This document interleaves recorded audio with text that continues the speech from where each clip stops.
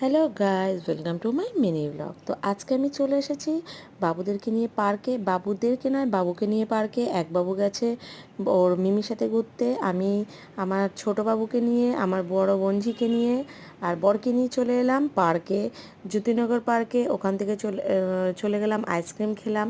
Ice cream থেকে চলে গেলাম মোমোর দোকানে, মতিঝিলে। কি দারুণ দোকানটা, কারিমসের অপোজিটেই মতিঝিলে মোমোর দোকানটা। দারুণ দারুণ দারুণ খেতে, জাস্ট ওয়াও। যারা যারা তোমরা এখনও খাওনি তারা তারা ঝটপট একবার ট্রাই করতে পারো। আমরা আগে একটা স্টিম মোমো খেলাম, তারপর খেলাম হচ্ছে চিকেন প্যান ফ্রাইড মোমো।